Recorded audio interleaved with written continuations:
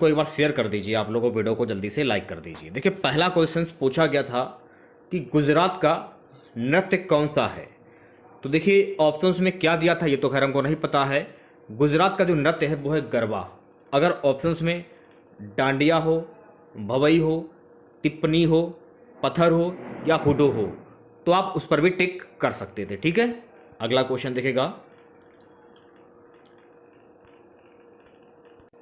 अगला क्वेश्चन देखिए पूछा गया था उस्ताद बिंदा खान किस वाद्य यंत्र से संबंधित हैं। उस्ताद बिंदा खान जो है ना ये सारंगी से संबंधित हैं।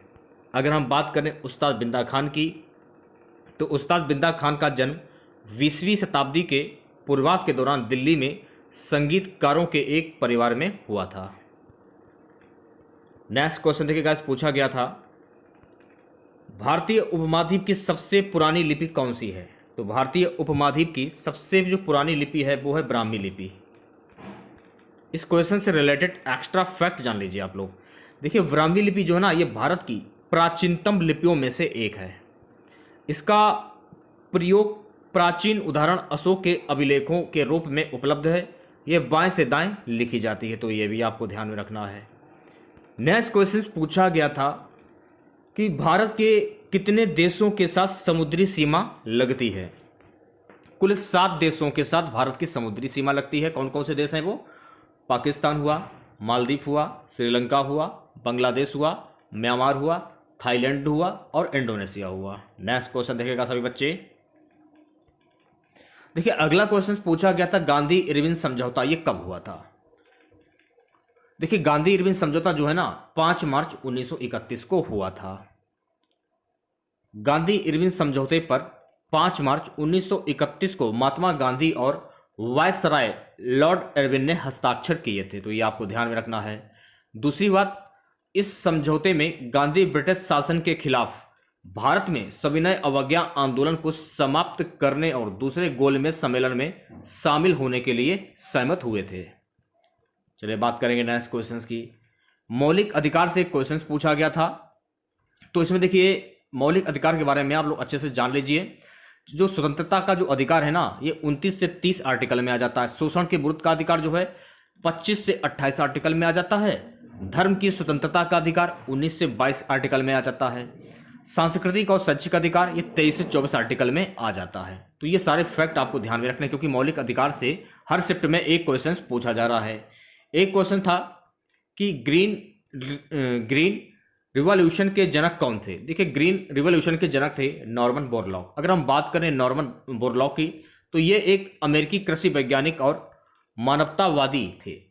उन्हें कुछ लोगों द्वारा आधुनिक कृषि का जनक भी माना जाता है। अब पेपर में अक्सर पूछ लिया जाता है कि आधुनिक कृषि का जनक किसे माना जाता है, तो नॉर्मन बोरलॉग को माना जाता है।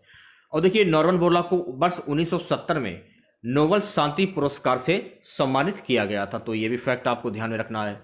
एक क्वेश्चन देखिए हरित क्रांति से पूछा गया था और एक क्वेश्चन भारत की कोस्ट लाइन लंबाई कितनी है, यह क्वेश्चन पूछा गया था। अगला क्वेश्चन देखिए पूछा गया था भारत देश की जलीय सीमा कितने देशों से लगती है। तो देखिए भारत की जो जलीय सीमा है ना कुल 2 देशों के साथ लगती है। भारत के साथ जल की सीमा साझा करने वाले 2 देश वो कौन कौन से हैं? श्रीलंका और मालदीव।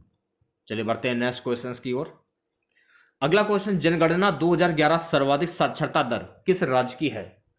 तो आपको ध्यान में रखना है कि जनगणना 2011 सर्वाधिक साक्षरता दर जो है ना ये केरल की है।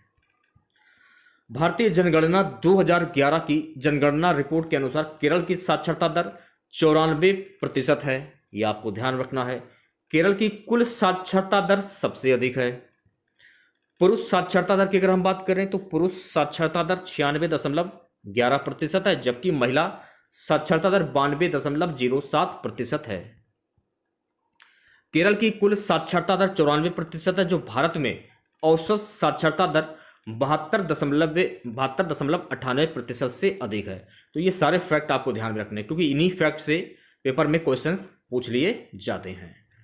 नेक्स्ट क्वेश्चन देखिए पूछा गया था कि 5 आईआईटी की स्थापना किस पंचवर्षीय योजना के तहत हुई थी। ध्यानपूर्वक देखिएगा वीडियो को, सेशन को एक बार शेयर कर दीजिए। आप लोग वीडियो को जल्दी से लाइक कर दीजिए। जो भी नए बच्चे जुड़ रहे हैं चैनल के साथ में तो चैनल को जरूर सब्सक्राइब करें। देखिए 5 आईआईटी की जो स्थापना है ना ये पहली पंचवर्षीय योजना के तहत हुई थी, ये आपको ध्यान में रखना है, ठीक है। 1956 में पहली पंचवर्षीय योजना के अंत में 5 भारतीय प्रौद्योगिकी संस्थान IIT प्रमुख तकनीकी संस्थानों के रूप में शुरू किए गए थे। तो देखिए पहली पंचवर्षीय योजना 1951 से 1956 और दूसरी पंचवर्षीय जो योजना है ना ये 1956 से 1961। तीसरी पंचवर्षीय योजना की अगर हम बात करें तो तीसरी पंचवर्षीय योजना की जो अवधि है वो 1961 से 1966। चौथी पंचवर्षीय योजना की अवधि है 1969 से 1974। ये सब याद कर लीजिए क्योंकि इन्हीं में से क्वेश्चंस पूछा जाएगा। और पांचवी पंचवर्षीय की जो योजना है 1974 से 1978। छठी पंचवर्षीय की जो योजना है 1980 से 1985 और सातवीं पंचवर्षीय की योजना है 1985 से 1990। आठवीं पंचवर्षीय की जो योजना है 1992 से 1997। नौवीं पंचवर्षीय की जो योजना है वो है 1997 से 2002। 10वीं पंचवर्षीय की जो योजना है वो है 2002 से 2007। 11वीं पंचवर्षीय योजना है 2007 से 2012 और 12वीं पंचवर्षीय की योजना है 2012 से 2017। तो ये आपको ध्यान में रखना है क्योंकि पंचवर्षीय योजना से भी क्वेश्चंस हर शिफ्ट में पूछे जा रहे हैं।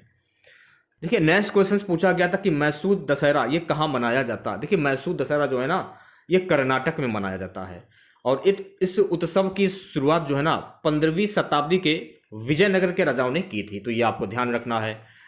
और कर्नाटक ने पुष्प प्रसंस्करण केंद्र की स्थापना भी की थी, यह भी आपको ध्यान रखना है। और कर्नाटक ने खेलो इंडिया यूनिवर्सिटी गेम्स 2021 की भी मेजबानी की है। तो यह भी फैक्ट आपको ध्यान में रखना है, ठीक है। नेक्स्ट क्वेश्चन देखिएगा सभी बच्चे, नेशनल गेम्स की मेजबानी किसने की थी। देखिए 36वें नेशनल गेम्स की जो मेजबानी है ना ये गुजरात के द्वारा की गई थी। किसके द्वारा की गई थी? गुजरात के द्वारा। तो ये आपको ध्यान में रखना है, ठीक है। नेक्स्ट क्वेश्चन देखिएगा सभी बच्चे। अगला क्वेश्चन था कि गौतम बुद्ध की मृत्यु कहां पर हुई थी। तो गौतम बुद्ध की मृत्यु जो है ना ये कुशीनगर में हुई थी और बुद्ध का जन्म लुम्बिनी नेपाल में हुआ था और उन्होंने बोध गया में ज्ञान प्राप्त किया। उन्होंने अपना पहला जो उपदेश है ये सारनाथ में दिया और उनकी मृत्यु कुशीनगर में हुई थी। तो ये सारे फैक्ट आपको ध्यान रखना है। कुशीनगर भारत के उत्तर प्रदेश राज्य में स्थित एक जिला है और उनका विवाह यशोधरा से हुआ था और उनका एक पुत्र राहुल था। तो ये सारे फैक्ट आपको ध्यान में रखने हैं, ठीक है। नेक्स्ट क्वेश्चन देखिएगा सभी बच्चे। लिएंडर पेस किस खेल से संबंधित है। काफी इंपॉर्टेंट क्वेश्चन था, ये भी पूछा गया था। तो लिएंडर पेस का जो संबंध है ना टेनिस से होगा। तो टेनिस आपका सही आंसर हो जाएगा। चलिए बढ़ते हैं नेक्स्ट क्वेश्चन की ओर। अगला क्वेश्चन देखिए पूछा गया था राष्ट्रीय खेल 2023 की मेजबानी किसने की थी। देखिए राष्ट्रीय खेल 2023 की जो मेजबानी है ना ये गोवा के द्वारा की गई। तो गोवा आपका सही आंसर हो जाएगा। एक क्वेश्चन देखिए बुंदेलखंड नृत्य शैली से पूछा गया था। देखिए बुंदेलखंड नृत्य शैली से क्वेश्चन जो पूछा गया था उसमें क्या ऑप्शंस में था ये तुमको हमको नहीं पता है तो जान लीजिए बुंदेलखंड के जो नृत्य हैं वो कौन कौन से हैं। तो बुंदेलखंड के जो नृत्य हैं वो है बधाई नृत्य हुआ, राई नृत्य हुआ, बरेदी नृत्य हुआ, सैरा नृत्य हुआ और कानडा नृत्य हुआ और ढिमरयाई नृत्य हुआ, नरौता नृत्य हुआ। ये सारे जो नृत्य हैं ये बुंदेलखंड के नृत्य हैं, ये आपको ध्यान में रखना, ठीक है। नेक्स्ट क्वेश्चन देखेगा। देखिए यूएस की सेक्रेटरी से क्वेश्चन पूछा गया था या नहीं पूछा गया था। बच्चों ने यही बताया कि यूएस की सेक्रेटरी से क्वेश्चन पूछा गया था कि यूएस की सेक्रेटरी कौन? एंटनी विल्कन। और देखिए मूल्यह्रास की परिभाषा से भी क्वेश्चन पूछा गया था। मूल्यह्रास की परिभाषा क्या है? मूल्यह्रास एक लेखांकन अभ्यास है जिसका उपयोग किसी मूर्त या भौतिक संपत्ति की लागत को उसके उपयोगी जीवन में फैलाने के लिए किया जाता है। मूल्यह्रास दर्शाता है कि किसी निश्चित समय अवधि में परिसंपत्ति का कितना मूल्य उपयोग किया गया है। कंपनियां कर और लेखांकन दोनों उद्देश्य के लिए संपत्ति का मूल्यह्रास करती हैं। उनके पास चुनने के लिए कई अलग अलग तरीके होते हैं। हिंदी में देखिए आम का पर्यायवाची शब्द पूछा गया था। तो आम का पर्यायवाची शब्द क्या होता है जान लीजिए। पीयूष होता है, सोम होता है, अमी होता है, जीवनोदक होता है, अमृत होता है, सुधा होता है। और आम के अन्य पर्यायवाची शब्द कौन कौन से हैं? पिंक बंधु, रसाल, आम्र, सौरभ, अंबु, अमृत फल, अतिसौरभ, सहकार, अमृत फल, फल श्रेष्ठ। ये सारे शब्द जो है ना ये आम के पर्यायवाची शब्द होते हैं, ठीक है। नेक्स्ट क्वेश्चन देखिए हिंदी की अगर हम बात करें तो वाक्य शुद्धि से क्वेश्चन पूछे जा रहे हैं हर शिफ्ट में। खाली स्थान से रिलेटेड क्वेश्चन पूछे जा रहे हैं।